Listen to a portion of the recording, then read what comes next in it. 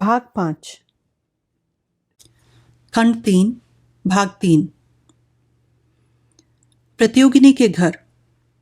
शेर अफगन इस समय बंगाल की सूबेदारी में वर्धमान में रहते थे। मोती बीवी वर्धमान में आकर शेर अफगन के महल में उतरी। शेर अफगन ने सपरिवार उससे अनुरोध कर बड़े आदर के साथ आतिथ्य किया। जब शेर अफगन और उसकी स्त्री मेहरुन्निसा आगरे में रहते थे तो उनका मोती बीवी से काफी परिचय था। मेहरुन्निसा से तो वास्तव में प्रेम था। दोनों बचपन की सहेलियां थी। बाद में दोनों ही साम्राज्य लाभ के लिए प्रतियोगिनी हुई। इस समय दोनों के एकत्र होने पर उनमें एक मेहरुन्निसा अपने मन में सोच रही थी, भारतवर्ष का कर्तव्य विधाता ने किसके भाग्य में लिखा है? विधाता जानते हैं, सलीम शाह जानते हैं, और तीसरा यदि कोई जानता होगा तो लुत्फुन्निसा जानती होंगी।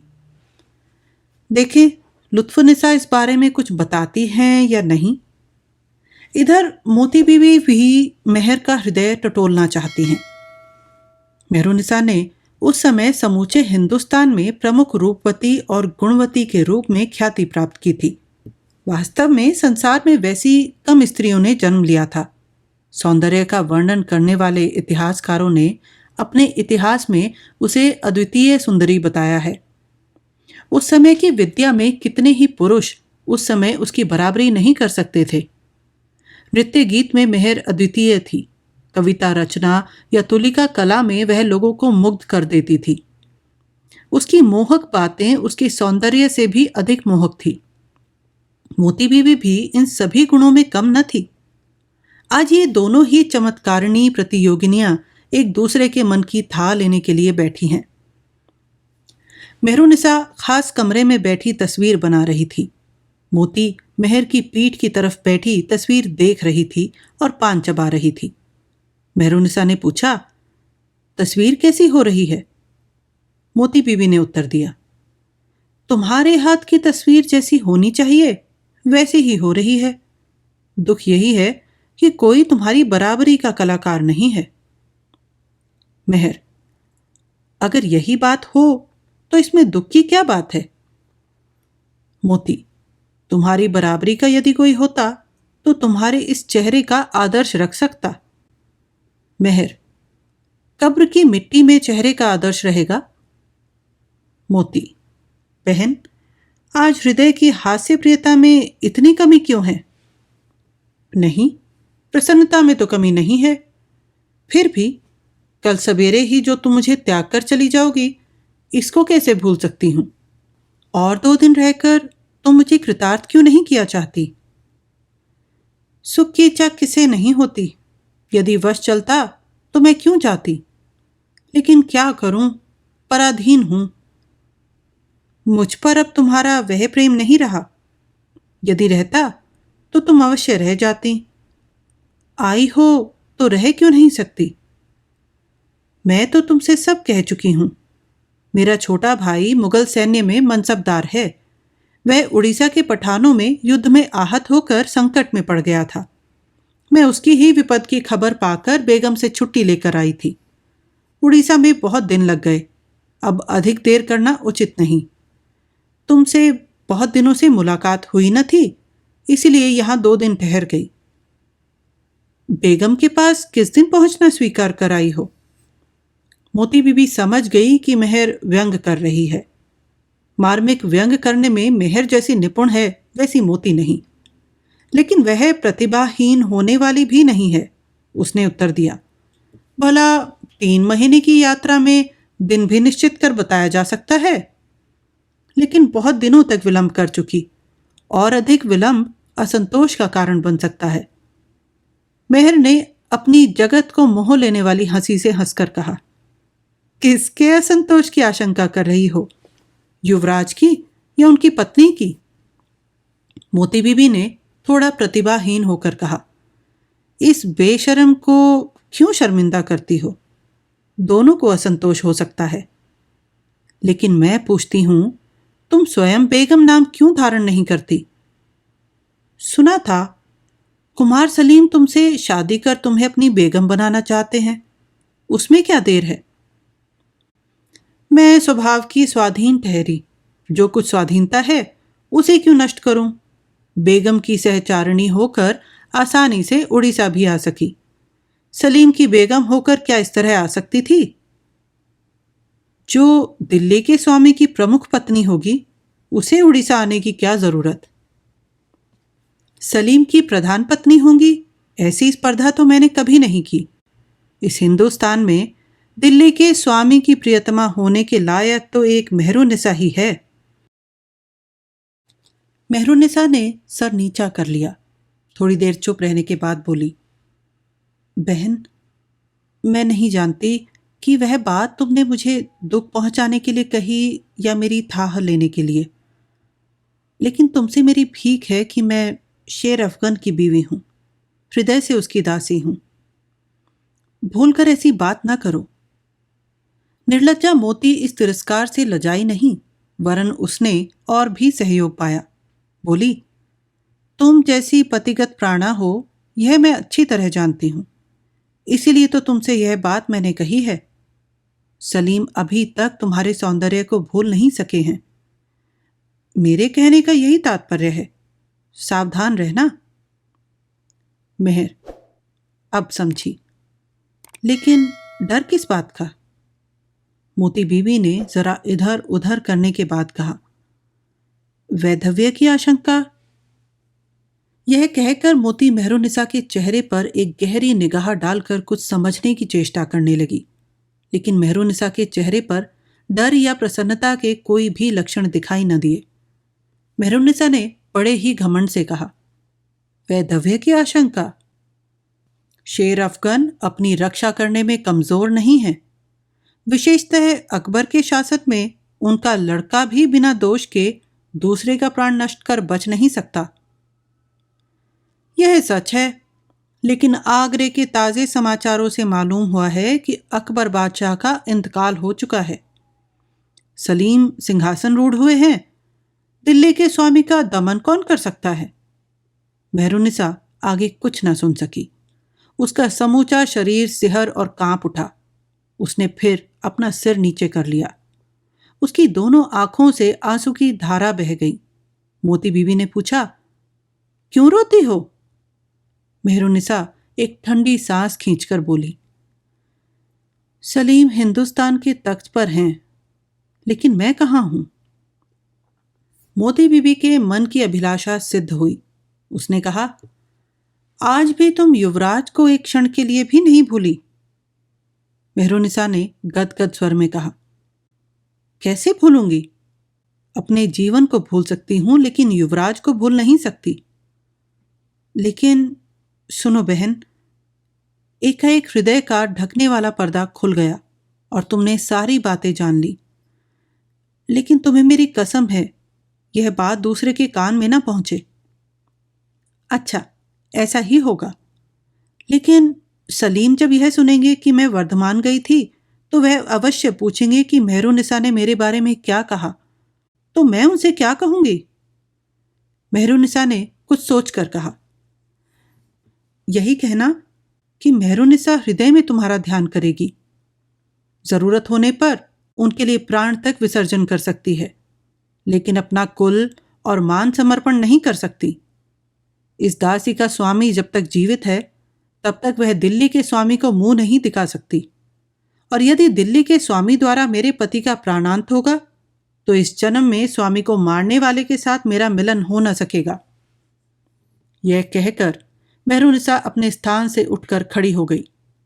मोती बीबी आश्चर्यान्वित होकर रह गई, लेकिन विजय मोती बीबी की ही हुई। मेहरुनिसा के हृदय का भाव मोती बीबी ने निकाल लिया। मोती बीबी के हृदय की आशा या निराशा की छां मेहरुनिसा पा न सकी, जो अपनी विलक्षण बुद्धि से बाद में दिल्ली के स्वामी की स्वामिनी हुई। वह बुद्धि चातुरी में मोती बीबी के सामने पराजिता हुई। इसका कारण मेहरुनिसा प्रणयशालिनी है और मोती बीबी केवल स्वार्थपरायण। मनुष्य हृदय की विचित्र गति को मोती बीबी खूब पहचान सकती है। मेहरुनिसा के बारे में हृदय में आलोचना कर जिस सिद्धांत पर वह उपनीत हुई, अंत में वही सिद्ध हुआ। वह समझ गई कि मेहरुनिसा वास्तव में जहांगीर की प्रणयानुरागिनी है। अतएव नारी के गर्व के वश में अभी चाहे जो कहे, समय आने पर, सुयोग उपस्थित होने पर वह अपने मन की गति को रोक ना सकेगी। बादशाह अपनी मनोकामना अवश्य सिद्ध करेंगे। इस सिद्धांत पर उपनीत होकर मोती बीबी की सारी आशा बेबुनियाद हो गई। लेकिन इससे क्या मोती बहुत दुखी हुई? यह बात नहीं। इसके बदले उसने स्वयं कुछ सुख का ही अनुभव किया। हृदय में ऐसा भाव क्यों उठा, मोती स्वयं भी पहले समझ न सकी। उसने आगरे के लिए यात्रा की। राह में कितने ही दिन बीते। इन कई दिनों में वह अपने चित्त के भाव को समझती रही। खंड 3 भाग 4 राजनिकेतन में। मोती बीबी यथा समय आगरे पहुंची। अब इसे मोती कहने की आवश्यकता नहीं। इन कई दिनों में उसके मन की स्थिति बहुत बदल गई थी। उसकी जहांगीर के साथ मुलाकात हुई। जहांगीर ने पहले की तरह उसका आदर कर उसके भाई का कुशल संवाद और राह की कुशल आदि पूछी। लुत्फुन्निसा ने जो बात मेहरुन्निसा से कही थी वह सच हुई। अन्य बहुत से प्रसंग के बाद वर्धमान की बात सुनकर जहांगीर ने पूछा, कहती हो कि मेहरुन्निसा के पास 2 दिन तुम ठहरी। मेहरुन्निसा मेरे बारे में क्या कहती थी? लुत्फुन्निसा ने अकपट हृदय से मेहरुन्निसा के अनुराग की सारी बातें कह सुनाई। बादशाह सुनकर चुप हो रहे। उनके बड़े बड़े नेत्रों में एक बिंदु जल आकर ही रह गया। लुत्फुन्निसा ने कहा, जहांपना, दासी ने शुभ संवाद दिया है। अभी भी दासी को किसी पुरस्कार का आदेश नहीं हुआ। बादशाह ने हंसकर कहा, बीबी, तुम्हारी आकांक्षा अत्यधिक मित है। जहांपना, दासी का कसूर क्या है? दिल्ली के बादशाह को तुम्हारा गुलाम बना दिया है और फिर भी पुरस्कार चाहती हो। स्त्रियों की आकांक्षा भारी होती है। अब और कौन सी आकांक्षा है? पहले शाही हुक्म हो कि बांदी की अर्जी कबूल की जाएगी। अगर हुकूमत में खलल ना पड़े, एक के लिए दिल्ली के स्वामी के काम में खलल ना पड़ेगा तो मंजूर है। बोलो, कौन सी बात है? इच्छा है एक शादी करूंगी। जहांगीर ठहाका मारकर हंस पड़े। है तो बड़ी भारी चाह। कहीं सगाई ठीक हुई है? जी हां, हुई है। सिर्फ शाही फरमान की देर है। बिना हुजूर की इच्छा के कुछ भी ना होगा। इसमें मेरे हुक्म की क्या जरूरत है? किस भाग्यशाली को सुख सागर में डुबोगी? दासी ने दिल्ली के स्वामी की सेवा की है, इसलिए द्विचारणी नहीं है। दासी अपने स्वामी के साथ ही शादी करने का विचार कर रही है। सही है, लेकिन इस पुराने नौकर की क्या दशा होगी? दिल्ली की स्वामिनी मेहरुन्निसा को सौंप जाऊंगी। दिल्ली की स्वामिनी मेहरुन्निसा कौन? जो होगी। जहांगीर मन ही मन समझ गए कि मेहरुन्निसा दिल्ली की स्वामिनी होगी। ऐसा विश्वास लुत्फुन्निसा को हो गया है। अतएव अपनी इच्छा विफल होने के कारण राज्य परिवार से विरागवश हटने का अवसर लिया चाहती है। ऐसा सोचकर जहांगीर दुखी होकर चुप रहे। लुत्फुन्निसा ने पूछा, शहंशाह की क्या ऐसी मर्जी नहीं है? नहीं, मेरी गैर मर्जी नहीं है, लेकिन स्वामी के साथ फिर विवाह करने की क्या जरूरत है? कालक्रम से प्रथम विवाह में स्वामी ने पत्नी रूप में ग्रहण किया। अभी जहांपना दासी का त्याग न करेंगे? बादशाह मजाक में हंसकर फिर गंभीर हो गए। बोले, दिलजान, ऐसी कोई चीज नहीं है जो मैं तुम्हें दे न सकूं। अगर तुम्हारी ऐसी ही मर्जी है तो वही करो। लेकिन मुझे त्याग कर क्यों जाती हो?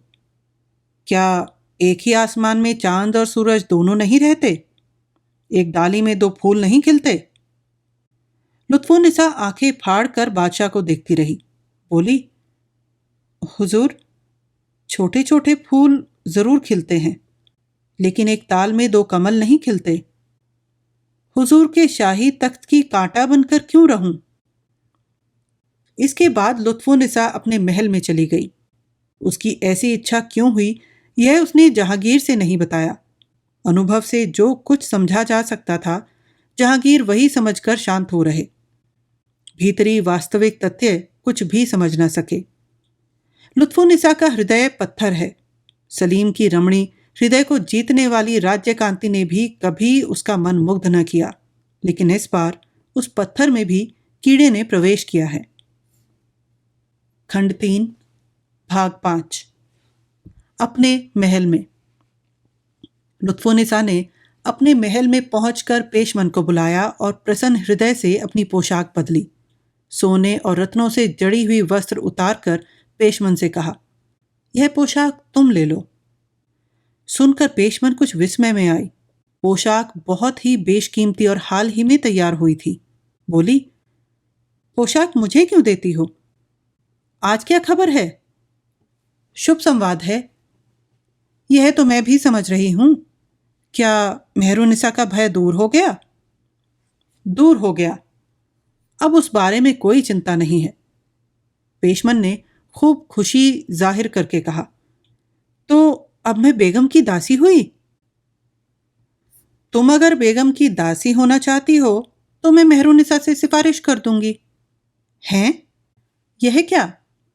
आपने ही तो कहा कि मेहरुनिसा के अब बादशाह की बेगम होने की कोई संभावना नहीं है। मैंने यह बात तो नहीं कही। मैंने कहा था कि इस विषय में अब मुझे कोई चिंता नहीं। चिंता क्यों नहीं है? यदि आप आगरे की एकमात्र स्वामिनी न हुई तो सब व्यर्थ है। आगरा से अब कोई संबंध न रखूंगी। हैं? मेरी समझ में कुछ आता ही नहीं। तो वह शुभ संवाद क्या है? समझाकर बताइए ना। शुभ संवाद यही है कि इस जीवन में आगरे को छोड़कर अब मैं चली। कहाँ जाएंगी? बंगाल में जाकर रहूंगी। हो सका तो किसी भले आदमी के घर की गृहिणी बनकर रहूंगी। यह व्यंग नया जरूर है, लेकिन सुनकर कलेजा कांप उठता है।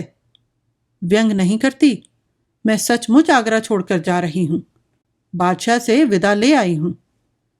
यह कुप्रवृत्ति आपकी क्यों हुई? यह कुप्रवृत्ति नहीं है। बहुत दिनों तक आगरे में रही, क्या नतीजा हुआ? बचपन से ही सुख की बड़ी प्यास थी। उसी प्यास को बुझाने के लिए बंगाल से यहां तक आई। इस रत्न को खरीदने के लिए कौन सा मूल्य नहीं चुकाया मैंने? कौन सा दुष्कर्म मैंने नहीं किया? और जिस उद्देश्य के लिए यह सब किया, उसमें मैं क्या नहीं पा सकी? ऐश्वर्य, संपदा, धन, गौरव, प्रतिष्ठा, सबका तो छक्कर मजा लिया। लेकिन इतना पाकर भी क्या हुआ? आज यहां बैठकर हर दिन को गिनकर कह सकती हूं कि एक दिन के लिए, एक क्षण के लिए भी सुखी न हो सकी, कभी संतुष्ट न हुई। सिर्फ प्यास दिन भर दिन बढ़ती जाती है। चेष्टा करूं तो और भी संपदा और भी ऐश्वर्य लाभ कर सकती हूं, लेकिन किस लिए? इन सब में सुख होता तो क्यों एक दिन के लिए भी सुखी ना होती? यह सुख की इच्छा पहाड़ी नदी की तरह है।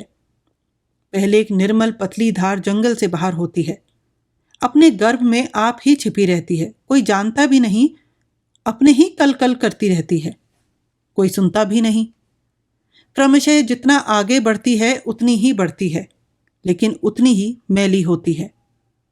केवल इतना ही नहीं, कभी वायु का झकोरा पा लहरें मारती है, उसमें हिंसक जीवों का निवास हो जाता है।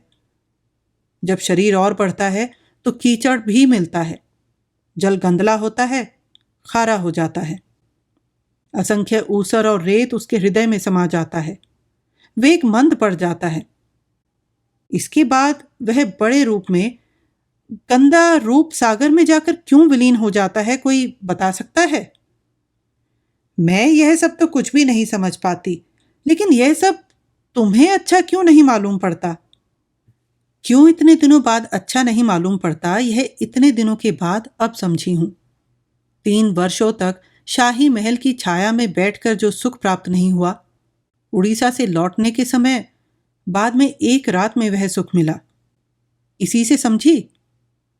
क्या समझी? मैं इतने दिनों तक हिंदुओं की देव मूर्ति की तरह रही, नाना स्वर्ण और रत्न आदि से लदी हुई, भीतर से पत्थर। इंद्रिय सुख की खोज में आग के बीच घूमती रही, लेकिन अग्नि का स्पर्श कभी नहीं किया। अब एक बार देखना है, शायद पत्थर के अंदर से कोई रक्तवाही शिरा हृदय में मिल जाए। यह भी तो समझ में नहीं आता, मैंने इस आगरे में कभी किसी से प्रेम किया है? किसी से भी नहीं। तो फिर क्या मैं पत्थर नहीं हूं? तो और क्या हूं? तो अब प्रेम करने की इच्छा है तो क्यों नहीं करती? हृदय ही तो है, इसीलिए आगरा छोड़कर जा रही हूं। इसकी जरूरत ही क्या है? आगरे में क्या आदमी नहीं है जो दूसरे देश में जाओगी? अब तो तुमसे प्रेम कर रहे हैं, उन्हें तुम भी प्रेम क्यों नहीं करती? रूप में, धन में, ऐश्वर्य में, चाहे जिसमें कहें, इस समय दिल्ली के स्वामी से बढ़कर पृथ्वी पर कौन है? आकाश में चंद्र सूर्य के रहते जल नीचे जाने वाला क्यों होता है? मैं ही पूछती हूं, क्यों? ललाट लिखन, भाग्य। लुत्फुन्निसा ने सारी बातें खुलकर न बताई। पाषाण में अग्नि ने प्रवेश किया। पाषाण गल रहा था। खंड 3 भाग 6 चरणों में। खेत में बीज बो देने से आप ही उगता है। जब अंकुर पैदा होता है तो न कोई जान पाता है न देख पाता है, लेकिन एक बार बीज के बो जाने पर बोने वाला चाहे कहीं भी रहे, वह अंकुर बढ़कर वृक्ष बनकर मस्तक ऊंचा करता है। अभी वह वृक्ष केवल एक अंगुल मात्र का है, तो देखकर भी नहीं देख सकता। क्रमशः तिल तिल बढ़ रहा है। इसके बाद वह वृक्ष आधा हाथ, फिर 1 हाथ, 2 हाथ तक बढ़ा। फिर भी उसमें यदि किसी का स्वार्थ न रहा तो उसे देखकर भी ख्याल नहीं करता। दिन बीतता है, महीने बीतते हैं, वर्ष बीतते हैं। इससे ऊपर दृष्टि जाती है, फिर उपेक्षा की तो बात ही नहीं रहती। क्रमशः यह वृक्ष बड़ा होता जाता है, अपनी छाया में दूसरे वृक्षों को नष्ट करता है। फिर और चाहिए क्या? खेत में एकमात्र वही रह जाता है। लुत्फुन्निसा का प्रेम इसी तरह बढ़ा था। पहले एक दिन अकस्मात प्रेम पात्र के साथ मुलाकात हुई। उस समय प्रणय संचार विशेष रूप से प्रतिबिंबित न हुआ, लेकिन अंकुर उसी समय आ गया। लेकिन इसके बाद फिर मुलाकात न हुई। लेकिन बिना मुलाकात हुए ही बारंबार वह चेहरा हृदय में खिलने लगा। याददाश्त में उस चेहरे की याद करना सुख कर जान पड़ा। अंकुर बढ़ा, भूत के प्रति फिर अनुराग पैदा हुआ। चित्त का यही धर्म है। यही धर्म है जो मानसिक कर्म जितनी बार अधिक किया जाए, उस कर्म में उतनी ही अधिक प्रवृत्ति होती है। वह कर्म क्रमशः स्वभाव सिद्ध हो जाता है। लुत्फुन्निसा उस मूर्ति की रात दिन याद करने लगी। इससे तीव्र दर्शन की अभिलाषा उत्पन्न हुई। साथ ही उसकी सहज कामना के प्रवाह का निवारण करना कठिन हो उठा। दिल्ली के सिंहासन की लालसा भी उसके आगे तुच्छ जान पड़ी। मानो सिंहासन कामदेव के बाणों से, जाल से भरा, अग्नि से घिरा हुआ जान पड़ने लगा। राज्य, राजधानी, राज सिंहासन सबका विसर्जन कर वह प्रिय मिलन के लिए दौड़ पड़ी। वह प्रियजन नवकुमार है। इसीलिए लुत्फुन्निसा मेहरुन्निसा की आशा खत्म करने वाली बात सुनकर भी दुखी न हुई थी। इसीलिए आगरे पहुंचकर संपत्ति रक्षा की भी उसे परवाह नहीं रही। इसीलिए उसने जीवन पर्यंत के लिए बादशाह से विदा ली। लुत्फुन्निसा सप्तग्राम में आई। राजपथ से निकट ही नगरी के बीच में एक अट्टालिका में उसने अपना डेरा डाला। राजपथ के पथिकों ने देखा कि एकाएक वह अट्टालिका जरदोजी और किमखाब की पोशाकों से सजे दास दासियों से भर गई। हर कमरे की शोभा हरम जैसी निराली थी। सुगंधित वस्तुएं, गुलाब, खस, केसर, कपूर आदि से सारा प्रांगण भर गया है। सोने, महंगे हाथी दांत आदि के सामानों से मकान अपूर्व शोभा पाने लगा। ऐसे ही एक सजे हुए कमरे में लुत्फुन्निसा नीचे मुंह किए बैठी थी। एक अलग आसन पर नवकुमार बैठे हुए हैं। सप्तग्राम में लुत्फुन्निसा से नवकुमार की 2-1 बार और मुलाकात हो चुकी है। इन मुलाकातों से लुत्फुन्निसा का मनोरथ कहाँ तक सिद्ध हुआ है, वह इस वार्ता से ही प्रकट होगा। कुछ देर तक चुप रहने के बाद नवकुमार ने कहा, अब मैं जाता हूं, फिर तुम मुझे न बुलाना। लुत्फुन्निसा बोली। नहीं, अभी न जाओ, थोड़ा और ठहरो, मुझे अपनी बात तो पूरी कर लेने दो। नवकुमार ने थोड़ी देर और प्रतीक्षा की, लेकिन लुत्फुन्निसा चुप ही रही। थोड़ी देर बाद नवकुमार ने फिर पूछा, और तुम्हें क्या कहना है? लुत्फुन्निसा ने कोई जवाब न दिया। वह चुपचाप रो रही थी। यह देखकर नवकुमार उठकर खड़े हो गए। लुत्फुन्निसा ने उनका वस्त्र पकड़ लिया। नवकुमार ने कुछ विरक्त होकर कहा, क्या कहती हो, कहो ना। लुत्फुन्निसा बोली, तुम क्या चाहते हो? क्या पृथ्वी की कोई चीज तुम्हें नहीं चाहिए? धन, संपत्ति, मान, प्रेम, राग रंग, पृथ्वी में जिन जिन चीजों को सुख कह सकते हैं सब दूंगी। उसके बदले में कुछ भी नहीं चाहती, केवल तुम्हारी दासी होना चाहती हूं। तुम्हारी धर्म पत्नी बनने का गौरव मुझे नहीं चाहिए, सिर्फ तुम्हारी दासी बनना चाहती हूं। नवकुमार ने कहा, मैं दरिद्र ब्राह्मण हूं, इस जन्म में दरिद्र ब्राह्मण ही रहूंगा। तुम्हारे दिए हुए धन संपत्ति को लेकर मुसलमानी का यार बनकर नहीं रह सकता। मुसलमानी का यार? नवकुमार अब तक जान न सके कि यही रमणी उनकी पत्नी है। लुत्फुन्निसा सर नीचा किए रह गई। नवकुमार ने उसके हाथ से अपना कपड़ा छुड़ा लिया। लुत्फुन्निसा ने फिर उनका वस्त्र पकड़कर कहा, अच्छा, यह भी जाने दो, विधाता की यदि ऐसी ही इच्छा है तो सारे मन के भावों को अतल जल में समाधि दे दूंगी, और कुछ नहीं चाहती। केवल जब इस राह से होकर जाना, दासी जानकर एक बार दर्शन दे दिया करना, केवल आंख ठंडी कर लिया करूंगी।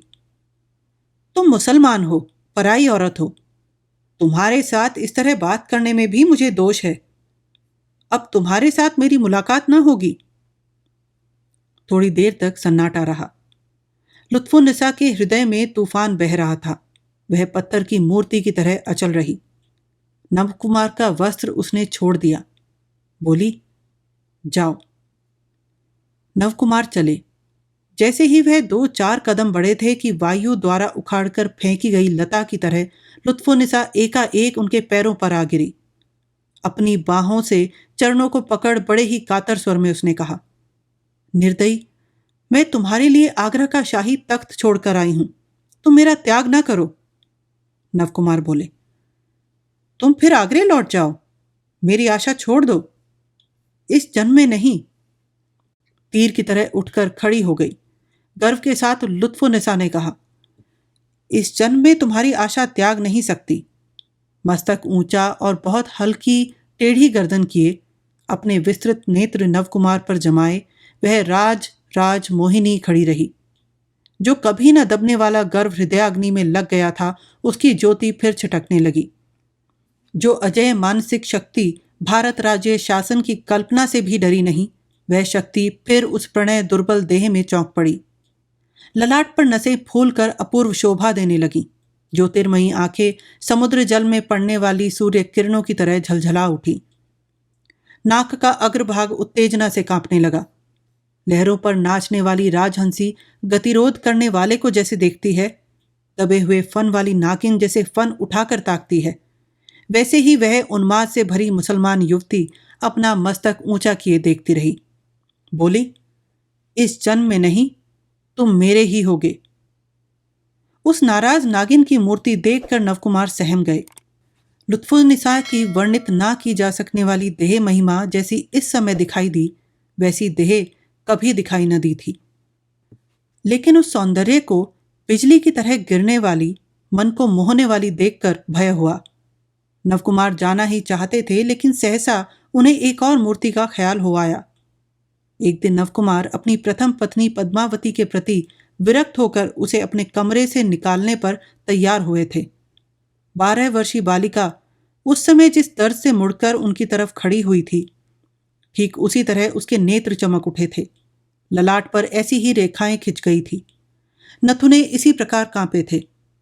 बहुत दिनों से उस मूर्ति का ख्याल आया न था। ऐसा ही सादृश्य अनुभूत हुआ। संशयहीन होकर धीमे स्वर में नवकुमार ने पूछा, तुम कौन हो? मुसलमानी की आंखें और विस्फारित हो गईं। उसने कहा, मैं वही हूं, पद्मावती। उत्तर की प्रतीक्षा किए बिना ही लुत्फुन्निसा दूसरे कमरे में चली गई। नवकुमार भी अनमने से और शंकित हृदय से अपने घर लौट आए।